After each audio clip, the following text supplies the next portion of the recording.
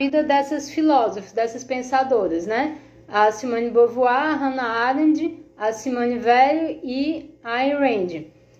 Todas elas foram contemporâneas, embora não tenham se conhecido, à exceção da Simone de Beauvoir e da Simone Weil, que se cruzaram lá na instituição onde elas lecionavam. Então, a década que ele trata, né, o recorte histórico no qual ele apresenta o pensamento dessas mulheres, é o que muita gente fala, inclusive a própria Hannah Arendt usa essa expressão de tempos sombrios, né? Então, 1933 até 1943, a gente sabe que é um período entre guerras, né? É um período de ascensão dos regimes totalitários, tanto a esquerda como a direita. Você tem ali o recrudescimento na Rússia, né, do stalinismo, e você tem na Alemanha a ascensão de Hitler. Então é justamente nesse momento, nesse período, nesse recorte histórico que ele coloca a biografia dessas mulheres, né? Então eu vou começar a expor algo da vida delas e vou, de certa forma, tecer algumas críticas, apesar de já ter elogiado o livro. Eu acho que o livro é muito bom naquilo que ele se propõe, né?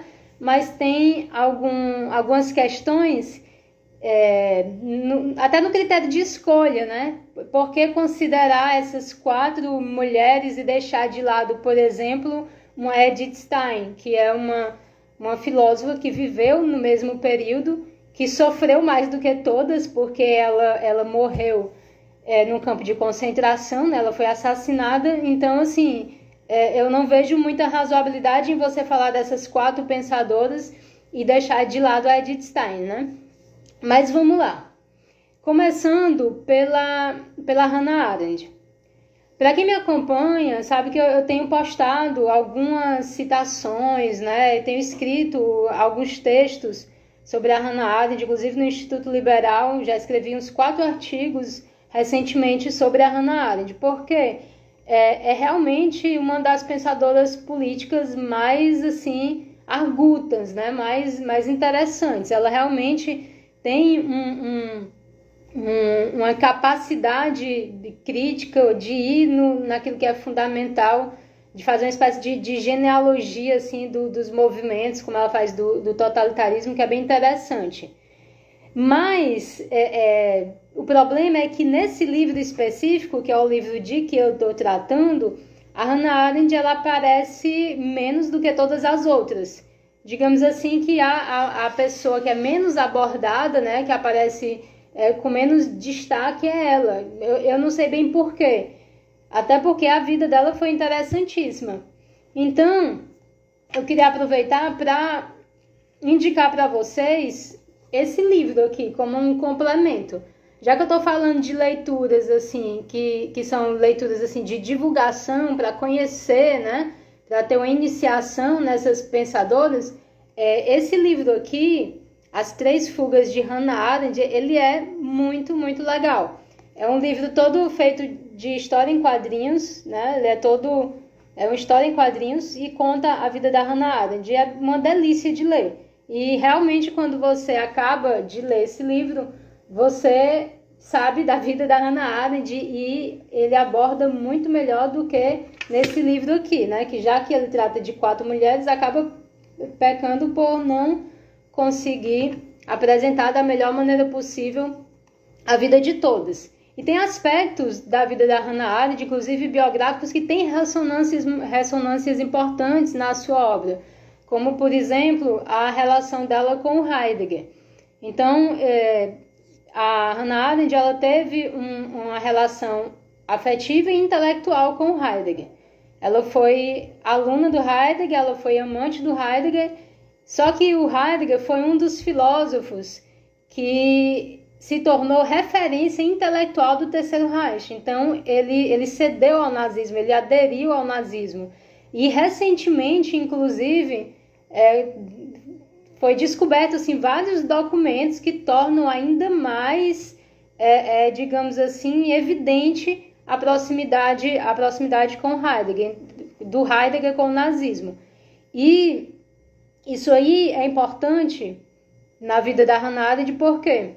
Porque ela o tinha, obviamente, como uma grande referência quando ela era jovem, e no seu pensamento da maturidade, quando ela já rompe com Heidegger e tudo, ela tem uma peculiaridade na compreensão da filosofia e da metafísica, que é uma tentativa de deslocar o lugar da política da especulação metafísica. Por que eu digo que isso tem uma relação com o Heidegger? Porque o Heidegger ele foi um grande metafísico, ele foi um grande filósofo. Na verdade, ele foi um crítico da metafísica, mas ao fazer a crítica da metafísica, ele faz a sua própria metafísica lá na obra O Ser e o Tempo. Então, o Heidegger ainda hoje é muito considerado dentro da academia, ele é estudado dentro da academia, ele está lá na grade curricular da filosofia contemporânea, ele é um grande nome de referência, a despeito da relação dele com o nazismo. Então, o que é que a gente pode pensar acerca disso? Que a especulação filosófica, a especulação metafísica, por mais genial que seja, né? Por mais alta que ela pretenda ascender, às vezes ela se desloca tanto da concretude que ela perde o contato com a realidade. Então, isso ficou muito claro para Hannah Arendt, que uma pessoa que tinha uma genialidade no âmbito da filosofia poderia incorrer num grande autoritarismo ao refletir acerca da política.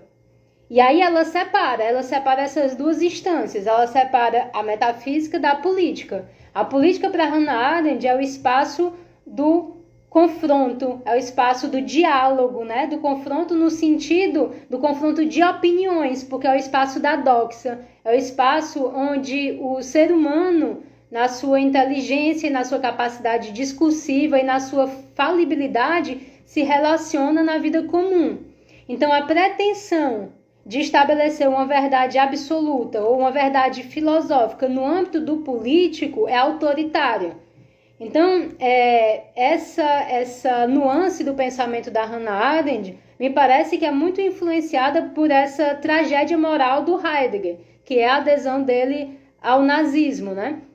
Então, isso é um aspecto que poderia ter sido mais abordado no livro e não é, mas que merecia, né? Mas tem muitas outras biografias que falam da relação da Hannah Arendt com Heidegger, inclusive que expõe a troca de correspondência deles, vocês podem encontrar em outro livro, não tem problema. Uma outra relação importante que também tem ressonância intelectual é a relação dela com Walter Benjamin, que foi outro filósofo importante. Então, assim, vamos lá. A gente está falando de todas as pensadoras que são abordadas nesse livro. A Hannah Arendt é uma pensadora que tem realmente uma base filosófica muito forte. Ela tem uma formação ali na filosofia alemã, ela foi aluna do Heidegger, ela foi orientada pelo Karl Jasper, ela teve contato ali com a nata da intelectualidade, com a nata da filosofia alemã. Então, ela tem essa formação muito grande, né? Ela leu praticamente toda a obra de Kant aos 13 anos. Esse livrinho aqui mostra isso, é bem interessante, através dos desenhozinhos, como eu já falei. Ou seja, ela é um gênio, né? Ela é um gênio. E depois que ela foge da Alemanha por conta da ascensão do nazismo e vai para a França, quando ela vai para Paris, ela entra em contato com uma outra tradição filosófica, que é a tradição francesa. E a gente sabe que a filosofia alemã e a filosofia francesa têm as suas peculiaridades. Então, como ela passa aquele período lá, e aí ela passa a se relacionar com também toda aquela inteligência francesa da época, né?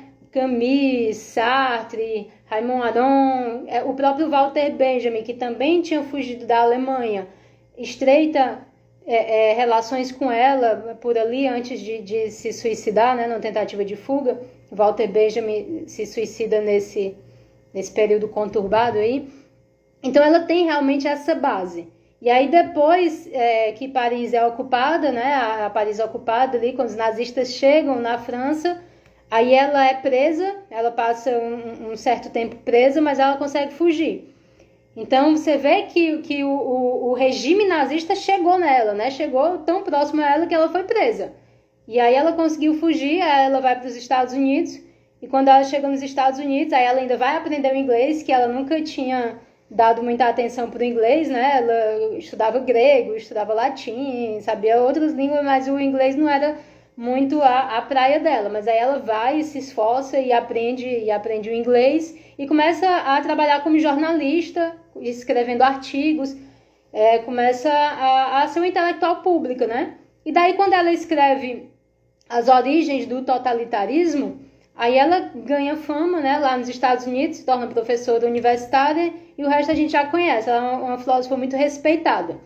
O livro em questão, As Visionárias, ele não aborda muito, talvez porque o pensamento da Hannah Arendt nem estava desenvolvido ainda nesse período de 1933 a 1943, né?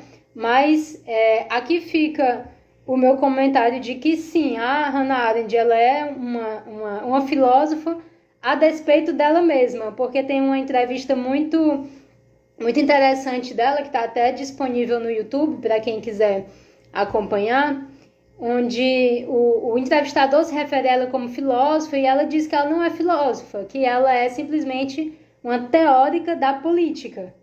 E aí você vê que ela meio que criou um bloqueio assim com a filosofia. Eu acho que muito por causa do Heidegger, né?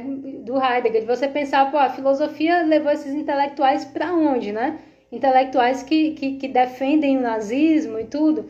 E aí ela tinha, né, uma visão nesse sentido. Ela se considerava uma teórica da política, mas a forma como ele aborda a política, né, a argúcia, a densidade, a genialidade, a forma como ela constrói isso, faz dela realmente uma filósofa. E dentre todas as que estão aqui, até dentro da academia, ela é a mais conhecida, ela é a mais comentada, ela é a mais estudada, é a mais biografada, né? Talvez porque ela é uma filósofa do mundo, né?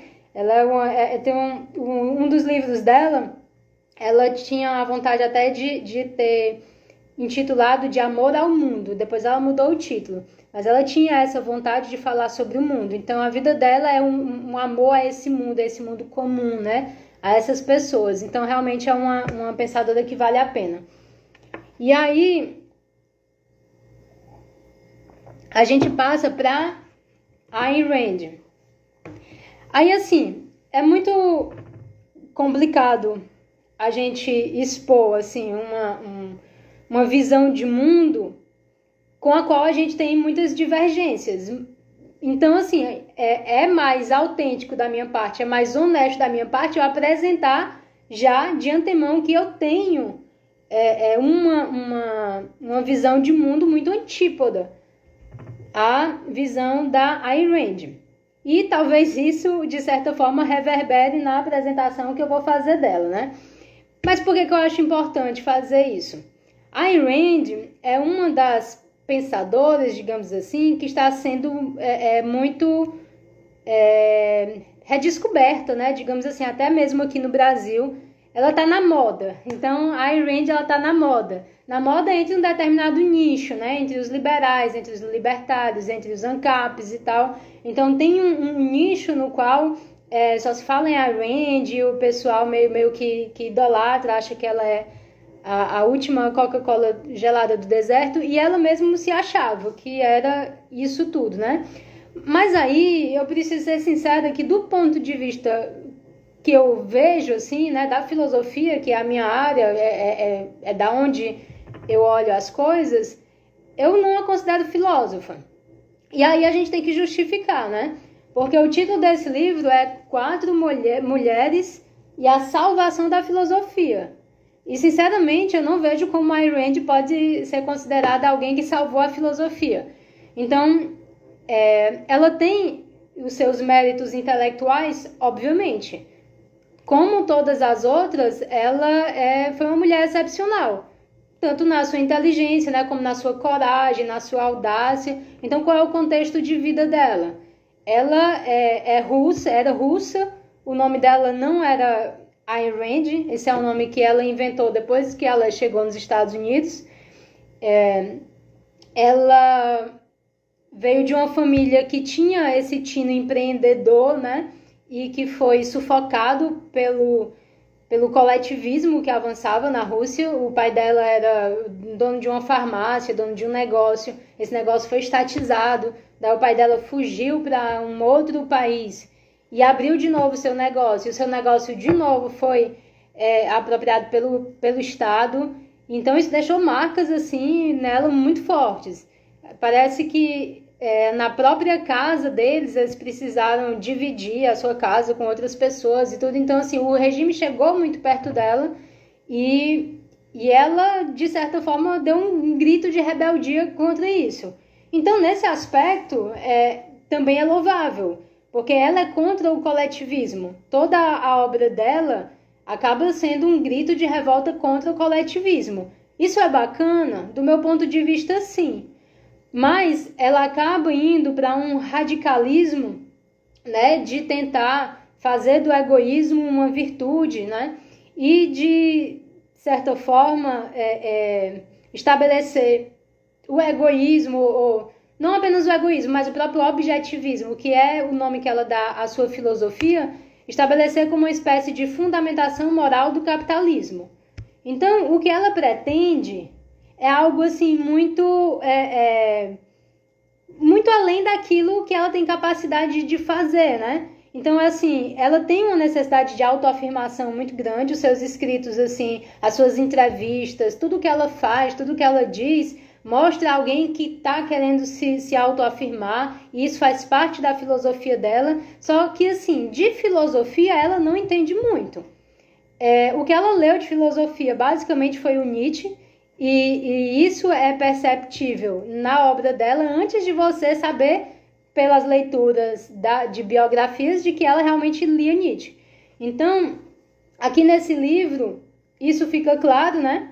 Essa limitação, assim, do ponto de vista filosófico, de que ela chegou nos Estados Unidos e o primeiro livro que ela comprou foi Assim Falou Zaratustra em inglês, ou seja, ela nem em alemão estudou a obra do Nietzsche, e foi o filósofo que mais permeou o pensamento dela. Então, e ela tinha o quê? Uma graduação em filosofia. Então, vamos lá. É legal fazer um livro desse, onde você apresenta 4 mulheres e você mescla a vida, o pensamento delas. É legal, sim, porque você está divulgando, você está mostrando ao mundo, você está dizendo, ó, essas mulheres aqui são bacanas, elas pensaram, elas produziram. É legal desse ponto de vista. Mas quando a gente mistura ao ponto de não fazer as diferenciações necessárias, a gente acaba cometendo injustiça com outras. Porque, veja bem, a Hannah Arendt, ela, como eu falei, ela leu toda a obra de Kant aos 13 anos de idade. Ela estudou com o Heidegger, ela fez uma tese de doutorado sobre o conceito de amor e Santo Agostinho. Ela foi orientada durante toda a vida dela por Karl Jasper, ela foi amiga íntima de Walter Benjamin. Então, assim, é um outro nível. A Hannah Arendt é um outro nível. Então, a Ayn Rand, ela não se coloca dentro da história da filosofia. Há aquilo que ela chama de sua filosofia, que seria uma filosofia revolucionária que iria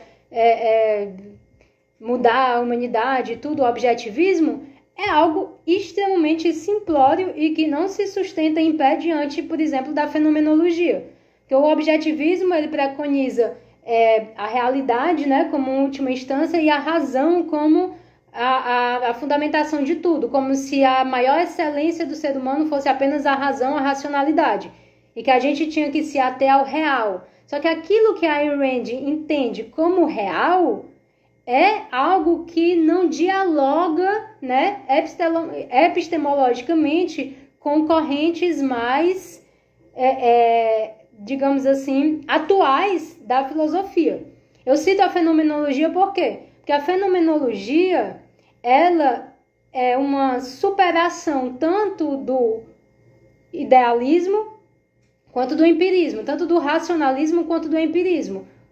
Eu não vou dar aula aqui de fenomenologia porque é um negócio complicado pra caramba, mas assim, rapidamente, a fenomenologia, ela pressupõe o retorno às coisas mesmas. Só que essas coisas mesmas, elas não se apresentam como essa realidade que a gente acha que está aí, né? Que a gente pega o fato, não é simplesmente o fato. A Ayn Rand, ela fala muito o fato, a gente precisa ser até aos fatos. Aí o fenomenólogo vai dizer, o fato é aquilo que se apresenta à consciência. O primeiro passo de um método filosófico sério é você suspender o juízo, é você praticar a epoqué, é você suspender o juízo, inclusive sobre essa suposta realidade. Você coloca essa suposta realidade em questão e você fica com aquilo que você tem, que é a sua experiência na consciência das coisas. E aí, a fenomenologia trabalha com essa perspectiva de que as coisas se dão em si mesma, na sua essência, quando elas se apresentam na nossa consciência, a gente capta a sua ideia. Eu sei que isso foi meio complicado, né? Mas para mostrar que essa questão do objetivismo da Ayn Rand é um negócio assim meio problemático. Então, eu não colocaria ela no patamar de uma filósofa, né? Apesar de que os livros dela são livros bons, né? Até do ponto de vista literário, eu também não acho que os livros dela sejam grande coisa, mas é um livro assim que você lê, né? Com um certo prazer, mas é algo meio no sentido de roteiro de Hollywood mesmo. Então tem um livro muito falado, muito conhecido, muito reverenciado, que é A Revolta de Atlas. Eu, inclusive, fiz uma mentoria sobre esse livro e tudo mais. Mas eu não acho grande coisa, tá? Eu não acho grande coisa. A base do livro todo é digamos assim, esse egotismo produtivo que a Ayn Rand defende. E isso ela vai colocar na boca dos seus personagens, né? E aí vai apresentar aquela visão de mundo. E eu já escrevi texto sobre isso também. Tem um artigo meu sobre... chama assim, Egoísmo não é virtude. Uma crítica à ética objetivista de Ayn Rand. Aí tá no meu site, tá no site do Instituto Liberal também. Para quem tiver interesse. Então vamos lá. Eu não estou vendo aqui muito tempo, mas eu acho que vai dar tempo de falar das quatro, né? Falamos da Hannah Arendt, falamos da Ayn Rand, e agora vamos falar um pouco da Simone de Beauvoir. A Simone de Beauvoir também não é uma filósofa. E aí o pessoal vai ficar chateado comigo, como não é filósofa? Então, eu acho que ela não tem uma produção que consiga dialogar com as correntes da filosofia, né? Ela produziu contos, assim, interessantes e tudo, e escreveu O Segundo Sexo. E O Segundo Sexo é o que as pessoas já sabem, né? Que revolucionou o feminismo e tudo mais. Mas, enfim, dentro do patamar, assim, de uma filosofia também não é lá grande coisa. Na verdade, o que conseguiu foi meio que ser interpretado de uma maneira meio alucinada pelos movimentos mais radicais, né? Dando origem aí a uma pegada meio radicalizada do feminismo, que levou a essa questão da ideologia de gênero, que para mim é extremamente problemática. Então, eu acho complicado, né, que a Simone de Beauvoir seja também uma das mais conhecidas, uma das mais reverenciadas, né? E aí vai entrar o quê? Vai entrar dependendo da pessoa que está assistindo essa live, vai dizer que vai entrar o meu puritanismo, né? O meu moralismo e tudo mais, porque realmente a questão moral, ela depõe contra a Simone de Beauvoir, né?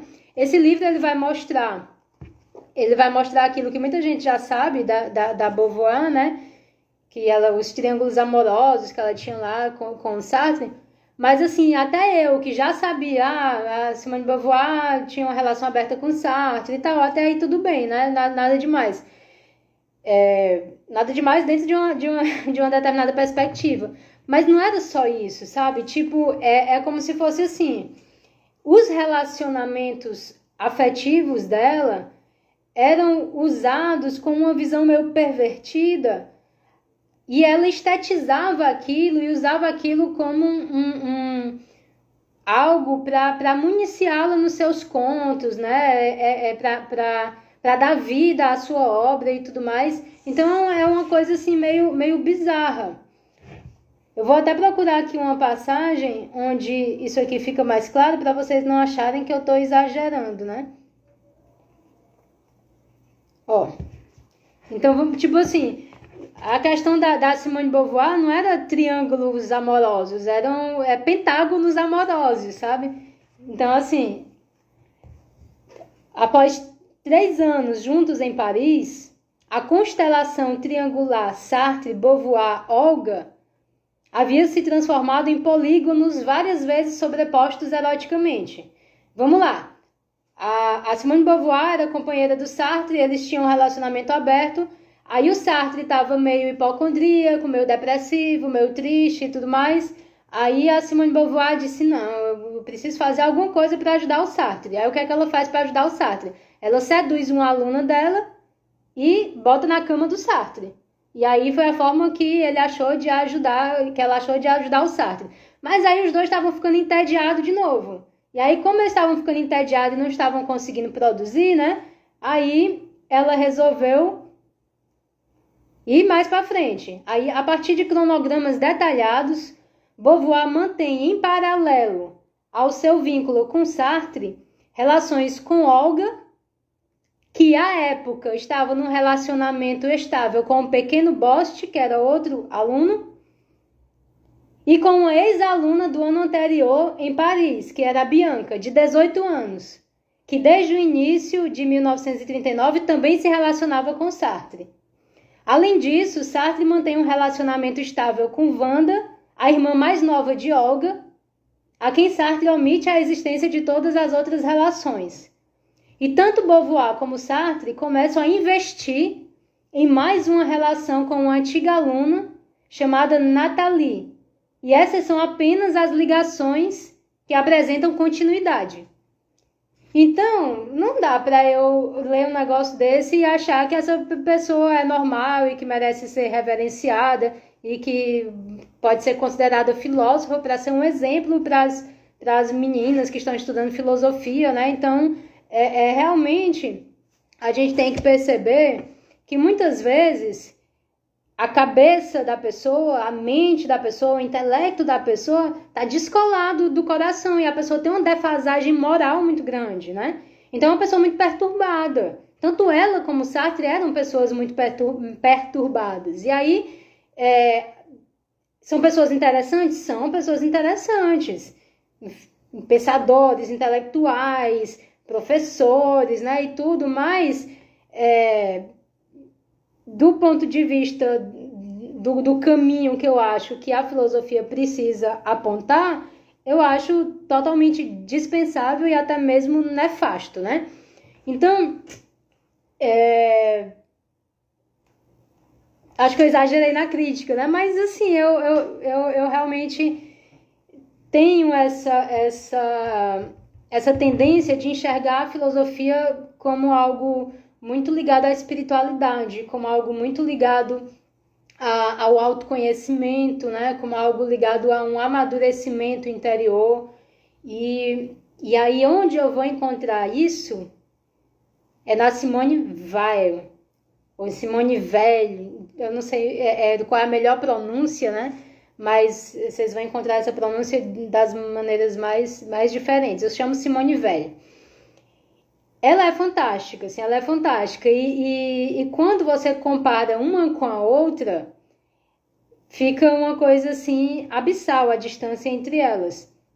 E é muito interessante porque a própria Simone de Beauvoir, ela tem contatos assim rápidos com a Simone Weil. E teve um concurso para começar, não sei se foi para começar a dar aula, ou se foi para entrar na Universidade de Filosofia, alguma coisa nesse sentido. E aí, a primeira colocada foi a Simone Weil, a segunda colocada foi a Simone de Beauvoir, e o terceiro colocado, se eu não me engano, foi o Merleau-Ponty, né? Isso quando eles eram jovens e tal. Então, a Simone de Beauvoir, ela tinha conhecimento da Simone Weil, e ela se apresentava a ela, né, como se fosse a grande outra. Isso é muito bem trabalhado nesse livro. Então, eu acho que o ponto alto desse livro é justamente a abordagem da Simone Weil, que é essa aqui. A abordagem sobre ela é a melhor, por quê? Talvez porque a obra dela, a efervescência intelectual dela, a maturação espiritual dela tenha se dado justamente nessa década. Então, nessa década trabalhada pelo livro, né, 1933 a 1943, essas outras pensadoras, elas estavam ainda começando a produzir as suas obras. E a Simone Weil, ela estava produzindo tudo e o período acaba com a morte dela. Então, vamos lá, vou apresentar um pouquinho do conteúdo que tem aqui sobre a Simone Weil, que é apaixonante, né? Então, assim, uma coisa que talvez decepcione a maioria, ela foi comunista. Então, ela tem uma ligação muito forte inicialmente com os movimentos de esquerda, com os movimentos proletários, né? Isso porque na vida dela ela sempre teve uma empatia muito grande, né? É mais do que empatia, ela sempre teve uma compaixão muito grande. Ela sempre teve uma compaixão muito grande pelo próximo e ela acabava se identificando com esses movimentos operários. Só que, como ela tinha muita inteligência, muita argúcia, né? Ela logo percebeu que a coisa estava degringolando na Rússia, né? E ela começa a fazer críticas. Nesse mesmo período, ela recebia no apartamento dela, no apartamento dos pais dela, vários refugiados de guerra. E aí, é bem interessante, isso aparece no livro, que ela vai receber o Trotsky. E aí o Trotsky se esconde no apartamento dela. E aí o interessante também é que ela começa a discutir com o Trotsky lá no apartamento dela. E aí o pessoal fica passado, se essa menina ousa, né, debater com o Trotsky. E ela não só debateu com ele, como ele respondeu em um artigo depois e tudo, as críticas que ela fazia, mas qual era basicamente a crítica ali, qual era basicamente o debate. Era justamente essa questão no que tange a dignidade humana. Essa ideia revolucionária de que você pode matar, né? Que é permitido você matar para você atingir uma sociedade que depois vai ser justa e tudo mais, isso para ela era completamente absurdo. E daí ela joga na cara do Trotsky um momento lá de uma revolução, de uma rebelião lá, que ele disse que era para matar todos os contra-revolucionários. Não me recordo agora dessa rebelião qual era, mas o fato é que o livro mostra esse momento e o autor do livro usa uma expressão que eu achei interessante. A Quarta Internacional começa no apartamento da Simone Weil. É um negócio tão interessante, tão importante, que a gente fica pasmo de isso não ser mais exposto, né? De não ser mais conhecido. Então, assim, eu tenho uma vida dentro da filosofia e foi muito recentemente que eu comecei a conhecer o pensamento da Simone Weil e fiquei absolutamente encantada, né? Então, ela é uma pessoa na qual a vida e a obra estão muito ligadas. Ela realmente tem na filosofia uma questão existencial. Ela é absolutamente autêntica. Então, ela tem esse primeiro momento aí de relação com esses movimentos de esquerda. Depois ela se decepciona, começa a fazer as críticas lá e diz que não quer mais saber de política partidária. E aí ela diz que vai só pensar, né, a política teoricamente, que é até o que a Hannah Arendt fez, né? Pensar teoricamente a política e tal. E aí ela vai pensar mesmo, e tem uma obra dela que se chama Reflexões sobre a liberdade, sobre as causas da liberdade e da opressão. Eu não sei se tem em português, né? Porque eu tô lendo a obra dela em francês. Mas tem críticas ali a Marx que para aquela época ela já fazia aquelas críticas, era de uma audácia e de uma impertinência, né? E de uma genialidade as críticas que ela fazia, né? Então, ela fez essas críticas lá. Só que essa parte da política, era um tantinho assim das ocupações dela. Então, quando a gente olha as outras pensadoras que estão nesse livro, à exceção da Hannah Arendt, que eu já dei testemunho aqui da minha admiração pelo gênio dela, mas quando você compara com as outras, é uma distância assim de anos-luz, entendeu? Então, assim, enquanto a Simone de Beauvoir e a Ayn Rand estavam às voltas com seus triângulos amorosos, porque a Ayn Rand também não teve uma monogâmica, ela teve um caso lá com um cara que foi mal, confusão, a Simone de Beauvoir estava preocupada com a Santíssima Trindade, entendeu? Ela estava fazendo altas reflexões, especulações existenciais e preocupadíssima com o fato de que ela se sentia cristã, mas não fechava com muitos dogmas da Igreja Católica. E aí ela escreve... Boa noite, pessoal, dando aí boa noite. Desculpa, é porque eu começo a falar, eu nem olho muito para as mensagens. Boa noite. Então, ó, eu me perco. Se eu for responder vocês, eu me perco. O que é que eu tava falando, meu Deus? Sim, da Simone de Beauvoir, da Simone Weil e da religião. Então, ela escreve um outro trabalho que eu também recomendo, que é bem interessante, que é Cartas a um Religioso, ou Carta a um Religioso, algo assim. Eu acho que tem em português. Onde ela vai elencar, né, uma série de questões, de dilemas que ela tem em torno da religião, e ela vai apresentar para um padre que é amigo dela. E quando ela está escrevendo, ela diz, me diga se eu pensando dessa forma, se eu duvidando das coisas dessa maneira que eu duvido, eu posso me batizar, eu posso ser cristã e tudo, porque eu penso dessa forma, entendeu? Então, a filosofia, no sentido da investigação, da dúvida, da reflexão, da busca da verdade, né, da busca não dogmática da verdade, era muito intensa nela. Então, ela nunca teve essa resposta. Eu acho que o padre amigo dela ficou aflito quando leu, né? Que disse, como é que eu vou responder isso? Mas é impressionante a erudição que ela mostra nessa obra também. E aí ela fala sobre a tradição religiosa egípcia, hindu, sobre os mitos antigos. Ela fala sobre tudo, é um negócio impressionante.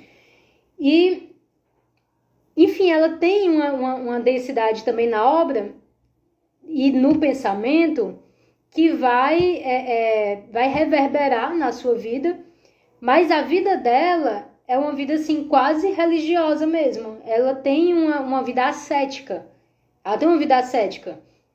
E assim, tem muitas coisas interessantes que o livro mostra, como, por exemplo, ela recebia o ordenado dela, o salário dela de professora de filosofia. Ela era professora de filosofia, aí ela retirava do salário a parte correspondente ao que recebia um operário e o resto ela doava. Ela dava para quem precisava. Então você vê que é muito diferente uma pessoa que é de esquerda e que age dessa maneira, de uma pessoa que se diz de esquerda, que é defensora dos fracos e tudo, porque ela tem a entrega mesmo, né? Ela faz a entrega mesmo da doação, ela tem... A questão dela é o amor pelo próximo. Ela tem um sentimento genuinamente cristão. E de modo até exagerado, que a gente se admira, diz, mas como é que pode uma coisa dessa, né? Mas sempre foi assim. Na biografia dela, em outras biografias dela, mostra que desde a infância ela tem essa forma de se conduzir, né? E aí, o que acontece? Ela começa a perrear, porque tá vendo o que tá acontecendo, né? Vamos lá, a gente tá nos tempos sombrios, década de ascensão do nazismo, do totalitarismo e tal. Aí o nazismo avança, chega em Paris, chega na França, Paris sitiada lá, e aí ela precisa fugir por conta dos pais dela. Ela nem queria fugir, ela queria ficar lá. E aí ela vai pra Inglaterra por conta dos pais dela, e ela fica todo o tempo tentando voltar. Ela fica sempre querendo voltar para lutar lá junto com seus compatriotas e tudo. E aí ela faz um amigo dela ir falar com o general de Gaulle, né? De Gaulle, Charles de Gaulle, que é o general que vai liderar lá a França. E ela tem uma ideia, e a ideia dela é muito doida.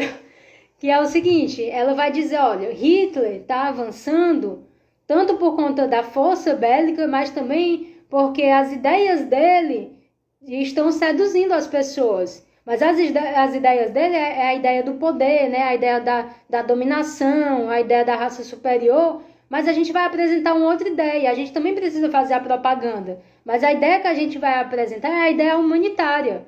A Europa precisa disso. Se a Europa não fizer isso, não adianta nem ganhar a guerra depois, porque moralmente ela vai estar falida, entendeu? A Europa precisa resgatar os seus valores. Só um parêntese.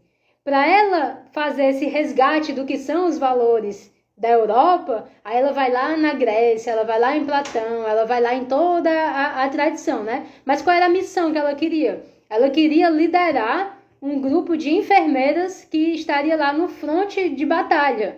Porque, segundo ela, o fato de serem mulheres e de estarem lá numa ação humanitária teria um impacto muito grande no sentido daquilo que a Europa significa, daquilo que ela queria mostrar. E aí o general vai dizer, cara, ela tá doida, não faz o menor sentido, ela vai morrer, esquece. Aí o amigo dela não sabe como dizer isso pra ela, né? Porque sabe que ela vai ficar chateada. Aí ele diz, não, mas o que a gente tem pra ela? Não, diga pra ela escrever sobre como vai ser depois da guerra e tal. E aí ela fica extremamente chateada, se tranca lá num quarto e diz, tá bom, então eu vou pensar. Se eu vou pensar, eu vou pensar.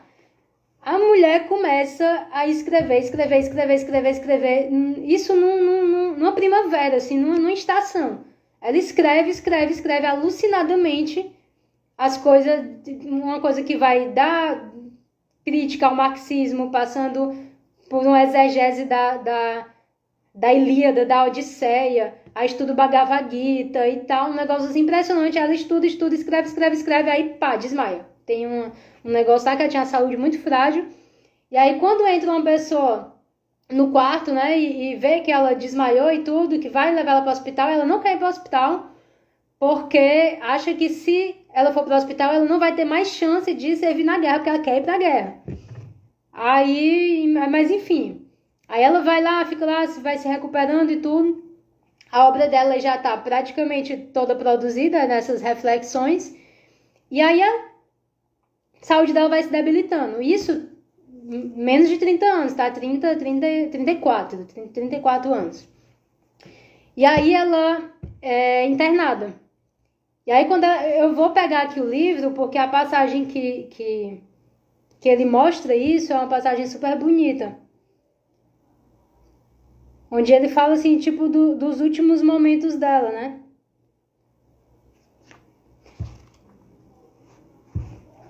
Só um minuto.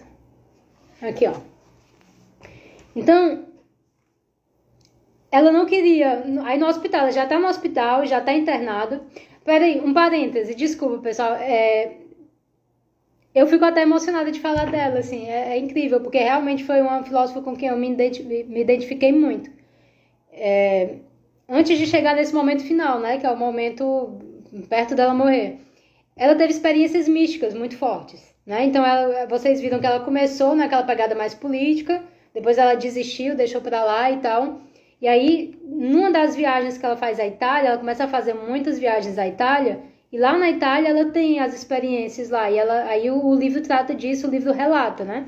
Então, diz que num primeiro momento, acho que foi em Portugal, ela viu uma procissão, aquelas músicas, né, de procissão e tal, e quando ela assistiu aquilo, aí ela meio que se comoveu e aí escreveu que o cristianismo é uma religião de escravos, algo assim. Aí você deve ver, mas isso é uma coisa negativa, o Nietzsche dizia isso. Só que ela complementa, né? O cristianismo é uma religião de escravos e eu ao lado deles. Então, assim, ela se colocava do lado dessas pessoas, né? E aí depois, quando ela tá viajando para a Itália, ela vai numa igreja que era a igreja de São Francisco de Assis e tudo, tinha alguma coisa a ver com São Francisco de Assis, e ela tem uma experiência lá com Cristo, assim, e ela fica completamente transformada, né, e tudo. Só que a vida dela não muda muito, porque de fato ela já tinha aquela abnegação, aquela compaixão, né, mas assim, as dores de cabeça lancinantes que ela tinha, ela meio que sublima, sabe? Ela tinha dores de cabeça muito forte e ela sublima tudo isso. Então, pulando nessa parte da experiência mística que ela tem, aí no hospital ela começa a já ficar muito debilitada, mas ela ainda tinha uma possibilidade de recuperação, só que ela não se alimenta bem. E aí, quando vão dar mingau para ela e tudo, ela pega um pouquinho de mingau e diz que o resto do leite é para mandar para as crianças da França, porque ela está na Inglaterra, né? E o país dela está em guerra. Então, ela está no hospital, debilitada, o que é que ela faz?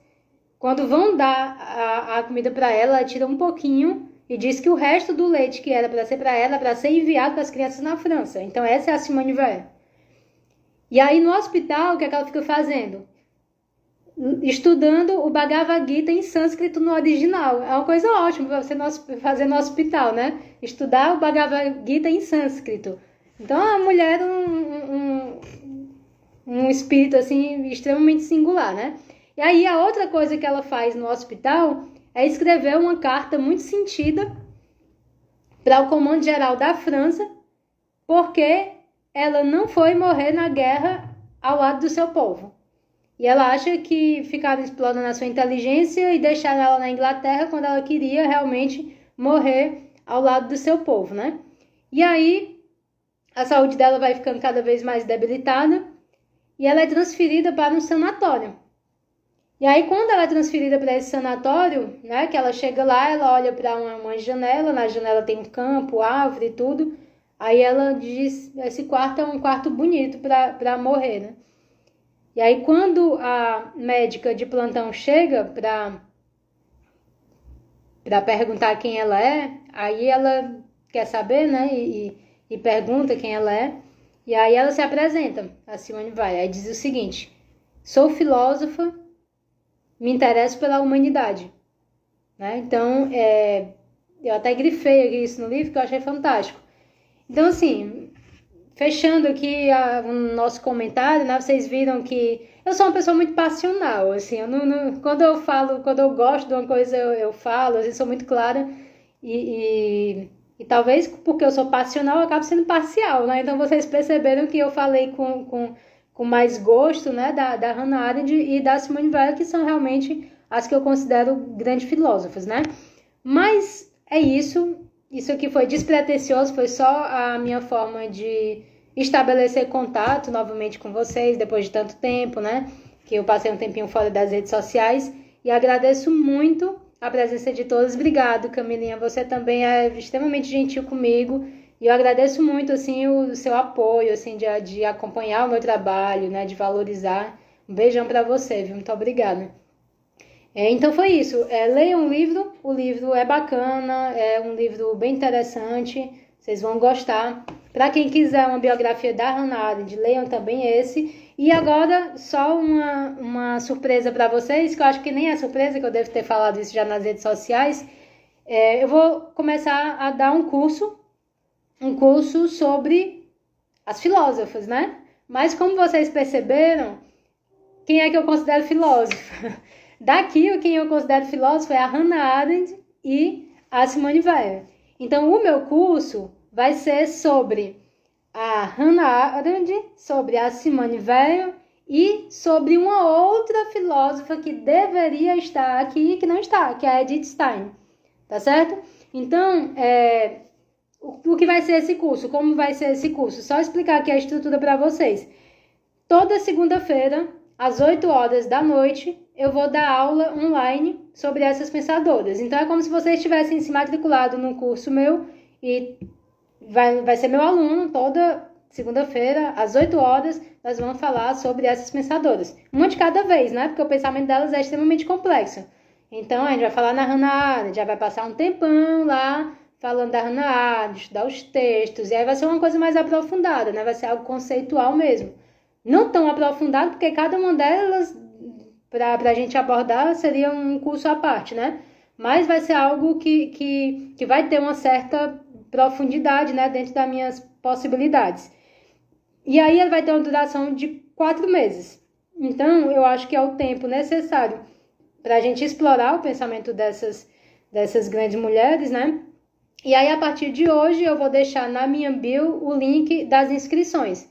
É barato o curso, né? É R$200 o curso todo. E aí você pode pagar de quantas vezes quiser, pode pagar até 10 de 20, né? É algo extremamente barato e vocês sempre vão ter aula nas segundas-feiras, começando do dia 27 de março, daqui a um mês. Então, daqui a um mês eu começo a dar aula toda segunda-feira online dessas pensadoras, tá bom? Então, quem tiver interesse, eu espero vocês lá e mais uma vez agradeço muito pela atenção, pela presença. Um beijão, obrigada pelo carinho, Deus abençoe vocês.